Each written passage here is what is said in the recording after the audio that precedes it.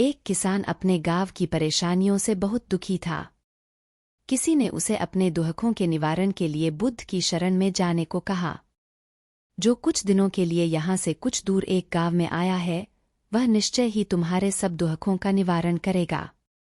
यह सुनकर किसान बड़ी इच्छा से बुद्ध की शरण में गया, यह सोचकर कि बुद्ध उसे उसकी समस्याओं, मानसिक पीड़ा, तनाव और दुखों से मुक्ति दिलाएंगे। वह बुद्ध के पास पहुंचा।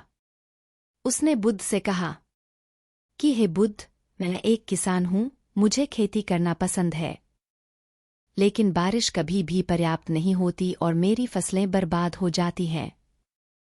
पिछले साल मेरे पास खाने के लिए कुछ नहीं था और इस साल भी अत्यधिक बारिश के कारण फसल को बहुत नुकसान हुआ। मेरे पास खाने के लिए पर्याप्त भोजन नहीं है।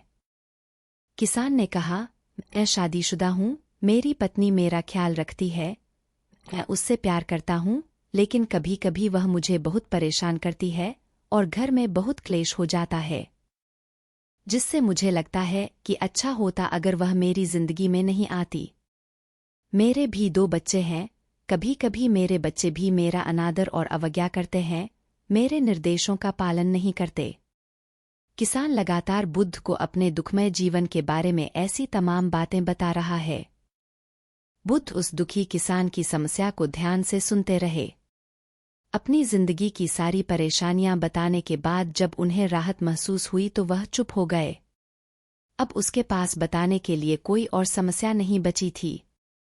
अब वह चुपचाप बैठकर बुद्ध की ओर देख रहा था और अपनी समस्या का समाधान पाने के लिए बुद्ध के उत्तर की प्रतीक्षा कर रहा था। लेकिन बुद्ध चुप थे। किसान ने फिर कहा, हे बुद्ध, मैं आपकी शरण में आया हूँ, कृपया मेरे जीवन की इन समस्याओं का समाधान करें। बुद्ध ने कहा, मैं तुम्हारी कोई मदद नहीं कर सकता। किसान आश्चर्यचकित होकर बोला, रे, यह आप क्या कह रहे हैं?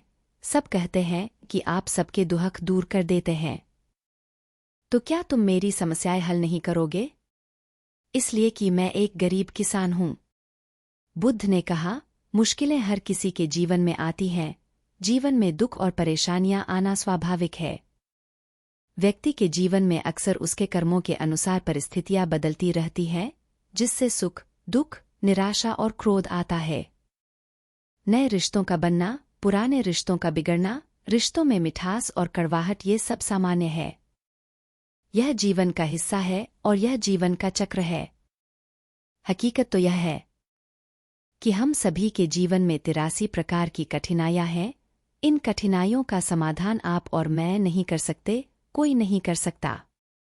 जिंदगी और जिंदगी में बनने वाले रिश्ते स्थिर नहीं होते। एक दिन रिश्तेदार भी चले जाएंगे और जिंदगी भी खत्म हो जाएगी। लेकिन ये समस्याएं वैसे ही रहेंगी जैसे आज आपकी जिंदगी में है और कल किसी और की जिंदगी में होंगी। इस पर किसान अपना नियंत्रण खो देता है और क्रोधित हो जाता है और ऊंची आवाज में बुद्ध से कहता है कि हर कोई कहता है कि तुम्हें एक महात्मा, एक सिद्ध पुरुष, एक प्रबुद्ध व्यक्ति होना चाहिए। मैं इस विश्वास के साथ यहाँ आया हूँ कि आप मेरी मदद करेंगे। यदि आप मेरी समस्याएं हल नहीं कर सकते तो मेरा यहाँ आना व्यर्थ था। हर कोई झूठ बोलता है कि वे समस्याओं का समाधान करते हैं। आपने मेरी एक भी समस्या का समाधान नहीं किया। तुमसे अच्छे तो वह महात्मा है जो 2 वर्ष पहले मेरे घर आए थे। उन्होंने मेरे लिए यज्ञ कराया, दान दक्षिणा दिलवाई और मेरे मन को असीम शांति मिली, कुछ सुख भी बढ़े और कुछ दुख भी कम हुए। लेकिन तुमने मेरी कोई भी समस्या हल नहीं की, तुमने मुझे सीधे तौर पर मना कर दिया। बुद्ध ने कहा, क्या वह सब करने से जीवन के सारे दुख समाप्त हो गए? इतना कुछ करने के बाद भी अब आप इतने परेशान क्यों हैं? अब आप पहले से भी ज्यादा दुखों से घिर गए हैं। तात्पर्य यह है कि जीवन में दुख कभी समाप्त नहीं होते। किसान बोला, तो क्या मैं मान लूं कि तुम मेरी मदद नहीं कर सकते? यदि आप ऐसी छोटी छोटी बातों का समाधान नहीं कर सकते तो आपके उपदेशों का क्या लाभ? बुद्ध ने कहा, मैं तुम्हारी 84वीं समस्या का समाधान तो नहीं कर सकता, लेकिन हाँ, मैं तुम्हारी 84वीं समस्या का समाधान अवश्य कर सकता हूँ। किसान आश्चर्यचकित हो गया और बोला, 84वीं समस्या क्या है, बुद्ध? बुद्ध ने कहा, यानी कि तुम अपने जीवन में कोई समस्या नहीं चाहते। आपकी सारी समस्याएं इसी समस्या के कारण उत्पन्न हुई हैं। यदि आप इस तथ्य को स्वीकार कर लें कि जीवन में समस्याएं मौजूद हैं और समस्याएं जीवन का हिस्सा है, तो आप जीवन की समस्याओं से विचलित नहीं हो पाएंगे। आप जीवन में आने वाली समस्याओं से विचलित हो जाते हैं क्योंकि आपको लगता है कि आप दुनिया के सबसे दुखी व्यक्ति हैं, जबकि सच्चाई यह है कि हर किसी को अपना दुख सबसे ज्यादा महसूस होता है।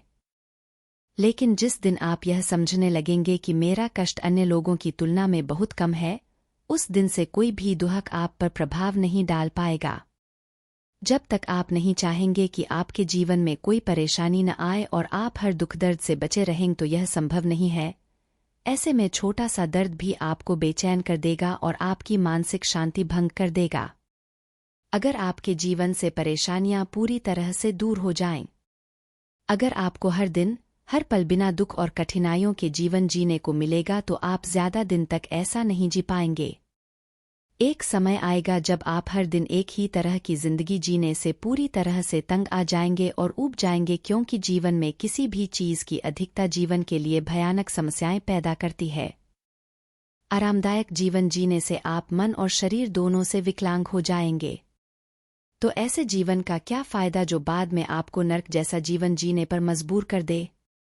जिस तरह खाना खाने का असली आनंद तभी मिलता है जब बहुत भूख लगी हो, और पानी पीने का असली मजा तभी आता है जब बहुत प्यास लगती है, उसी तरह जीवन के तमाम दुखों और परेशानियों को झेलने के बाद ही खुशी का आनंद मिलता है। इसीलिए जीवन में सुख और दुख अलग अलग रूप में आते रहते हैं। हम चाहकर भी जीवन से सुख दुख को खत्म नहीं कर सकते, लेकिन उनसे इतना ऊपर जरूर उठ सकते हैं कि कोई भी बड़ी समस्या मन को विचलित न कर सके। इसके लिए अपने मन को शक्तिशाली बनाएं, धैर्य रखें, प्रतिदिन आध्यात्म का ध्यान करें, ज्ञान बढ़ाओ। यह आपके जीवन की सभी समस्याओं का समाधान है। इसे जीवन की चतुर्मुखी समस्या का समाधान कहा जाता है।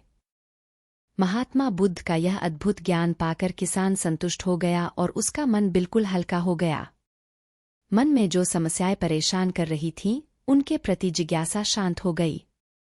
किसान ने अपनी आंखें बंद कर लीं और आनंद का अनुभव करने लगा। किसान को समझ आ गया कि वह अब तक क्या गलती कर रहा था और वह बुद्ध के चरणों में गिर गया। तो दोस्तों, मुझे उम्मीद है कि महात्मा बुद्ध की इस कहानी बुद्ध प्रेरणादायक के माध्यम से आपके जीवन की कई समस्याएं समाप्त हो गई होंगी या कुछ समस्याओं का समाधान मिल गया होगा।